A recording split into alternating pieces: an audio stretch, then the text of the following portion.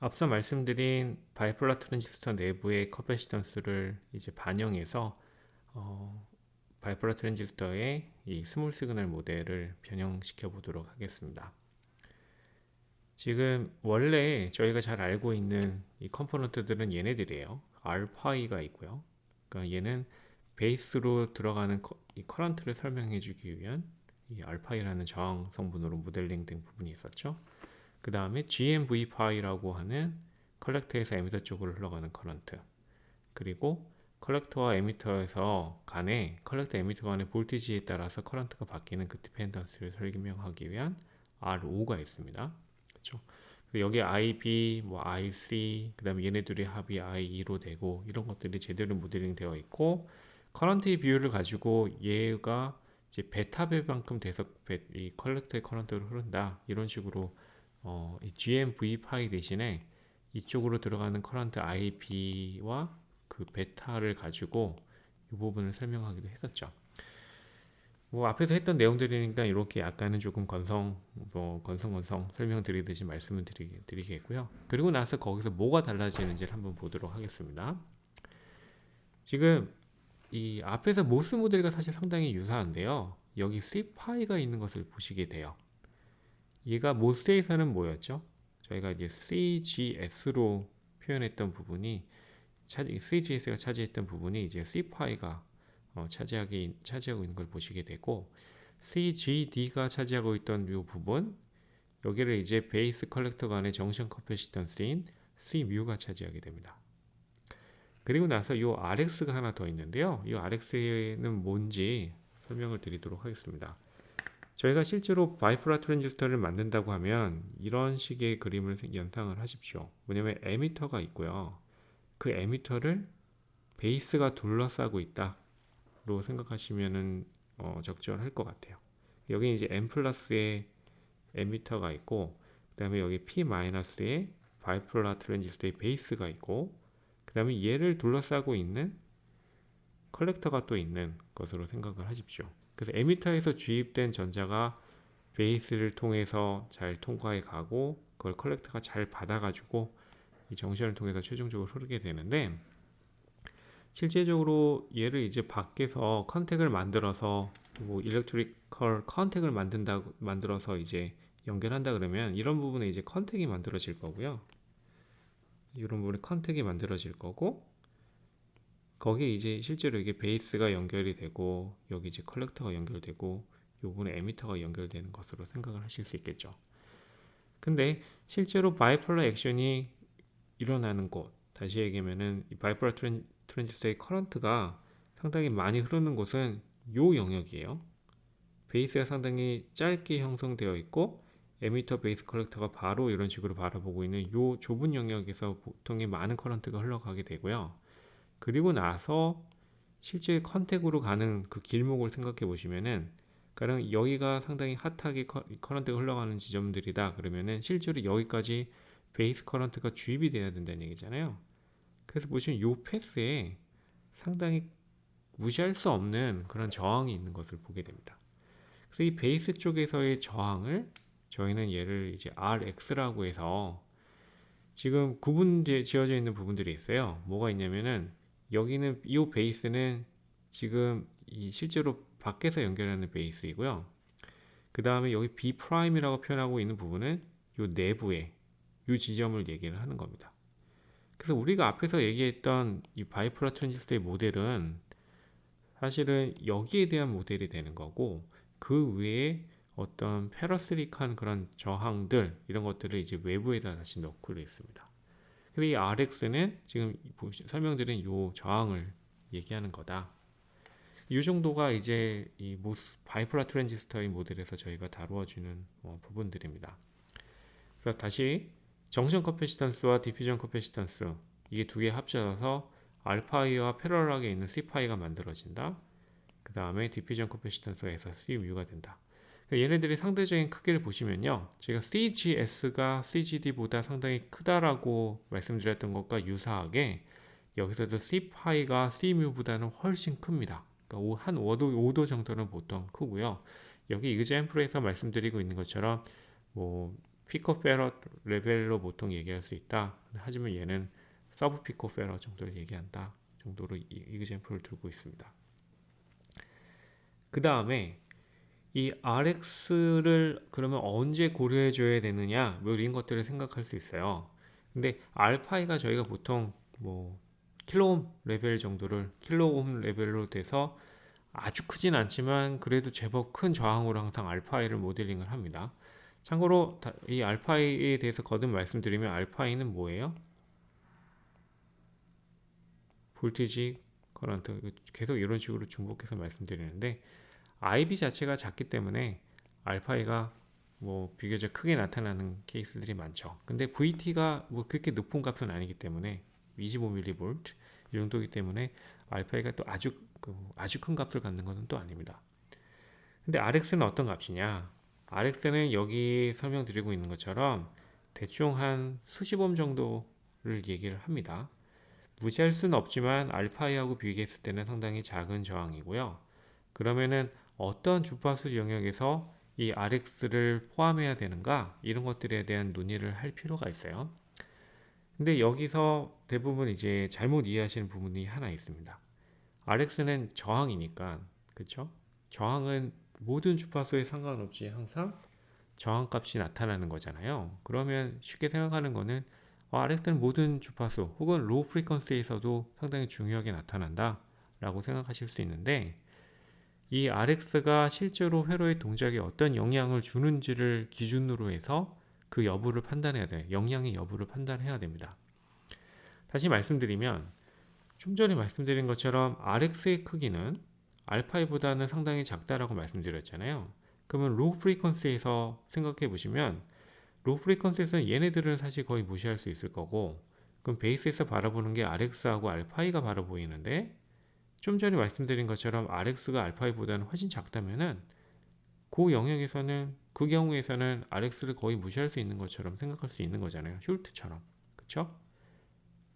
그런데 하이 프리퀀시로 가면 어떻게 돼요? 하이 프리퀀시로 가면 이제 C파이의 영향을 무시할 수 없게 되고요.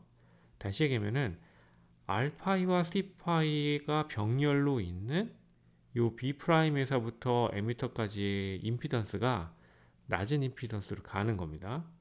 그러면 RX가 차지하는 비율이 상대적으로 점점 높아지게 되고요. 그러니까 약간 극한을 말씀드린다 보면 아주 하이 프리퀀시에서는 C파이의 임피던스가 알파이보다 훨씬 작아서 오히려 얘를 무시하고 얘만 있는 것으로 생각할 수도 있잖아요.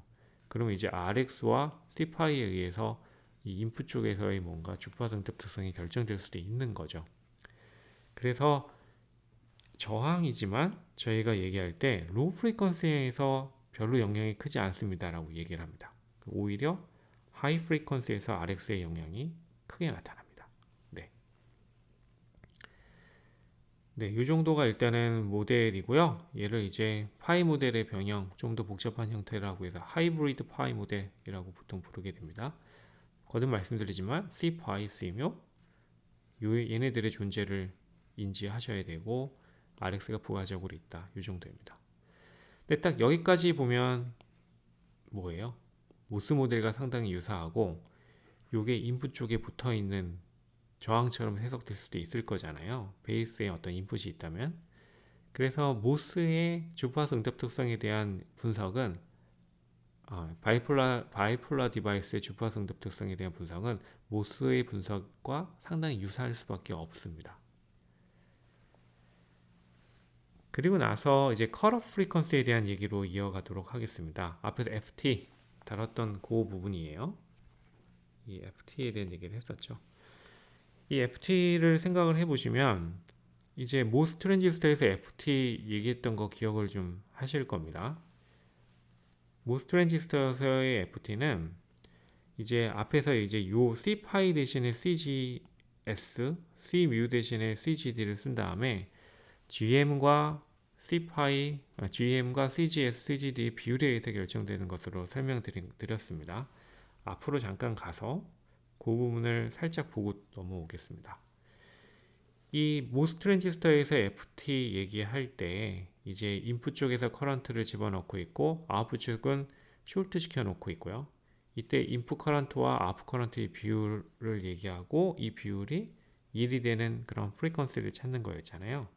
그 과정을 보시게 되면 인풋 쪽에서의 커런트라는 것은 CGS와 CGD로 흘러가는 커런트를 얘기하는 거였고, 그래서 요 VGS라는 볼티지는 커런트와 그 CGS, CGD에 의해서 결정됩니다 라고 얘기했고, VGS가 이렇게 결정된 후에 거기에 GM이 곱해져서 이 커런트가 결정되고, 이 커런트는 대부분이 다 여기서 오는 커런트이다. 왜냐면 이 커런트는 상대적으로 무시할 수 있기 때문에. 그리고 이 커런트를 무시할 수 있는 게 무슨 무슨 의미가 있는 건지에 대해서 다소 길게 설명드린 바가 있습니다. 그 부분이 조금 기억이 안 나시면 앞에 돌아가셔서 그 부분을 한번 다시 리뷰하시기를 권해드릴게요. 그리고 나서 결과식으로 나왔던 게 결국 이 커런트 게인이 1이 되는 그런 프리퀀시는 이렇게 결정됩니다 라고 말씀드렸어요. GM과 CGS와 CGD에 의해서 결정된다. 그리고 바이폴라 트랜지스터에서 이제 분석을 한다 그러면 얘랑 상당히 유사한 형태를 가질 것이라는 것은 저희가 예상을 할 수 있어요. 왜냐면 바이폴라 트랜지스터도 이것과 거의 유사한 부분이 이 바이폴라 트랜지스터의 주파수 응답 특성을 고려한 모델에 반영되어 있기 때문에요. 그것을 인지하시고 다시 여기로 넘어와서 바이폴라 트랜지스터에서 FT에 대한 이 표현을 한번 보도록 하겠습니다. 이 바이폴라 트랜지스터에서 FT 보실 때 이제 파라미터를 이제 H 파라미터라는 것을 좀 독특하게 쓰는 것을 보시게 돼요. 이 H 파라미터는 지금 이제 보시는 여기를 주목해 보시겠고요. H 파라미터는 이제 V1과 I2를 I1과 V2로 설명을 하고 있어요. 근데 왜 H 파라미터를 도입하는지를 잠깐 간단히 말씀드리도록 하겠습니다. 제가 FT를 설명하는 그 과정을 한번 다시 돌이켜 보시면 이런 거였죠. 컬렉터 쪽, 다시 모스에서는 드레인 쪽을 숄트를 시켰어요. 그러니까 이쪽을 V1 혹은 이쪽을 V2라고 명명한다면, 다시 얘기하면 뭔가 투 폴트 어널리시스를 한다고 했을 때 왼쪽 폴트를 이제 1번 폴트, 오른쪽 폴트를 2번 폴트라고 생각을 합니다.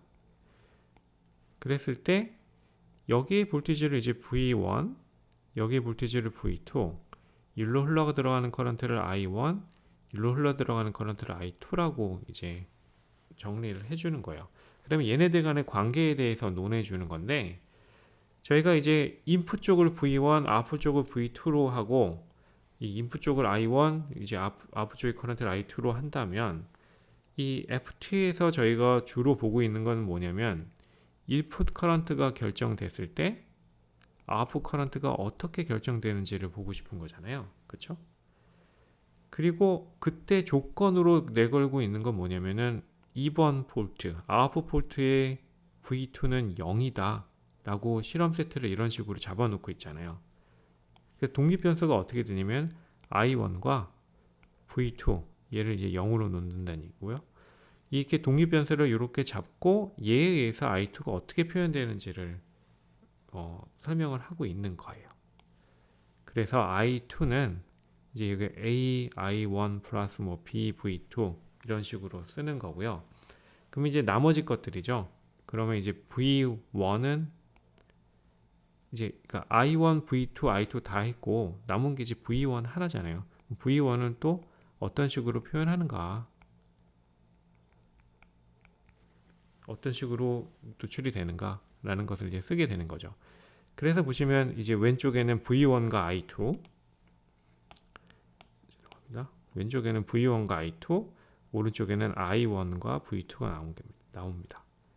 그래서 지금 보시는 것처럼 이 좌변에 1, 2 이런 식으로 좀 섞여져 있고, 볼티지로 통일된 것도 아니고 볼티지와 커런트가 이런 식으로 좀 난섭하게 이 혼합이 되어 있죠. 그러니까 뭔가 하이브리드 형태이기 때문에 저희가 이제 H 파라미터라고 명명하는 이것을 쓰게 됩니다.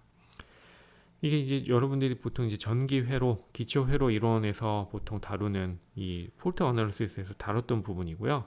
그 부분을 여기다 가져다가 쓰는 겁니다. 그랬을 때 이제 그 H 파라미터의 명명법들은 이래요. 그러니까 인풋 쪽에 I1과 V1 간의 파라미터를 다룬다 그래서 여기 I가 붙은 파라미터가 있고요. 그 다음에 아웃풋 쪽 V2와 I2에 대해서 다룬다 그래서 여기 O가 붙는 파라미터가 있고요. 그 다음에 1번에서 2번으로 폴딩 하는 방향이잖아요. 그래서 F, 폴드에 대한 F가 붙어 있고, 여기는 V2에서 V1으로 뭔가 리버스로 이렇게 가는 부분이잖아요. 그래서 그 리버스라는 의미로 이제 R이 붙어 있는 파라미터가 있습니다. 그래서 H 파라미터라는 걸 도입하는 것은 요 이유고요. 그래서 저희가 이 I1과 I2, 인풋 커런트와 아웃풋 커런트의 비율은 사실 바이포라 트랜지스터에서 상당히 여러 번 다루는 이 파라미터잖아요. 베타 전적으로, 그러니까 단적으로 인풋 쪽에서의 베이스 커런트와 컬렉터 쪽에서의 아웃풋 커런트, 베타에 대해서 얘기할 때 많이 쓰는 거기 때문에 이 HFE라는 게 또 여러분들이 이제 베타로 보통 표현될 때 베타를 표현할 때 많이 쓰는 파라미터입니다. 여기 이제 HFE라고 아예 명명을 해서 IB분의 IC라고 쓰고 있고, 여러분 아시는 거는 얘는 일반적으로 저희가 베타라고 알고 있는 거잖아요. 근데 그 베타 HFE의 이제 주파수 응답 특성을 이제 다루고 있는 겁니다. 여기 보시면 앞에서 했던 것과 사실 상당히 유사하기 때문에 그 유사성을 가지고 설명하도록 할게요. 일단 여기 써 있는 것들은 앞에서 모스에서 하던 것과 사실은 전부 유사해요. 요 컬렉터 커런트를 구성하고 있는 이 컬렉터 커런트를 구성하고 있는 것이 뭐냐라고 했을 때 GMV 파이, 그쵸? 이게 있고 이쪽으로 흘러 들어오는 커런트가 있어서 이 커런트에서 이 커런트를 뺀 게 결국 이쪽에서 오는 커런트이기 때문에 얘를 이렇게 일단 표현하고 있고, 그 다음에 그러면 이제 V파이는 어떻게 됩니까? 라고 했을 때 V파이는 이 커런트가 결국에는 이 IB라는 커런트가 들어와서 여기와 여기에 볼테이지 드랍을 유발시켜서 만들어지는 게 V파이이기 때문에 이제 들어오는 커런트 IB와 그 다음에 이쪽으로 바라본 임피던스인 R파이, 그 다음에 C뮤, C파이, 얘네들의 패러럴 임피던스에 의해서 결정됩니다 라고 표현해주고 있어요. 그래서 V파이가 이렇게 표현되고, 그렇기 때문에 V파이 대신에 요 V파이 대신에 얘를 집어넣어 주고요. 그쵸? 그렇게 되면은 IB와 IC의 비율이 이런 식으로 표현됩니다 라고 얘기할 수 있습니다. 그러면 이제 앞에서의 유사성을 놓고 뭐 말씀드린다고 했는데, 앞에 모스에 대한 분석할 때 이 IC, 모스에서는 ID였죠. ID에서 얘기할 때 이 커런트 자체는 사실은 얘하고 비해서는 상당히 작기 때문에, 이 커런트는 이 커런트에 비해서 상당히 작기 때문에 대부분 무시합니다 라고 말씀드렸어요.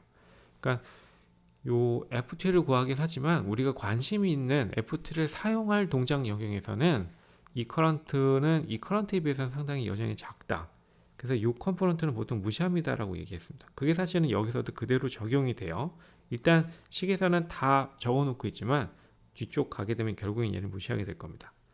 그래서 사실은 이 윗부분은 모스에서 다루는 것과 결국 같은 형식으로 갈 거고요.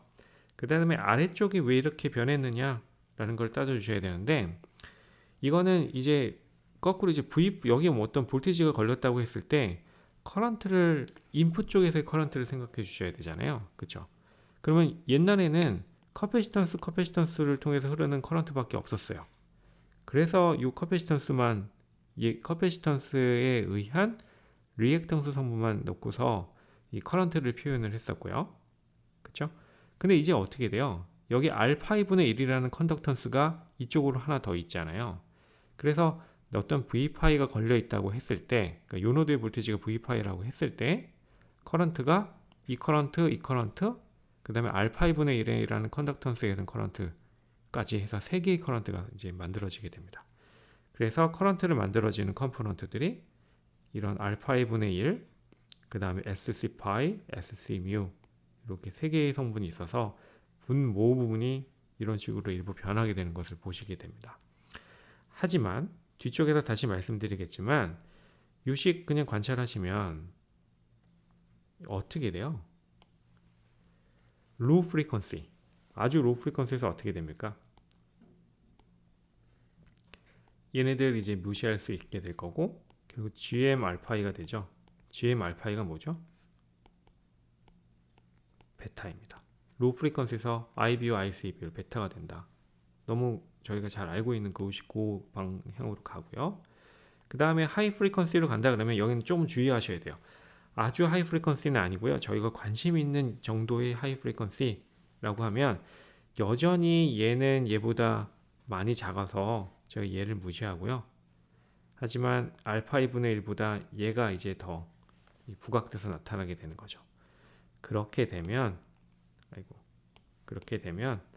앞에서 모스에서 봤던 요런 식 GM을 SC5 플러스 C뮤로 나눈 거, GM을 SCGS 플러스 CGD로 나눈 것으로 표현이 가능하게 됩니다. 그래서 상당히 모스하고 비슷한 식으로 결국에는 치환이 된다라는 것을 여러분들이 발견하실 수 있습니다.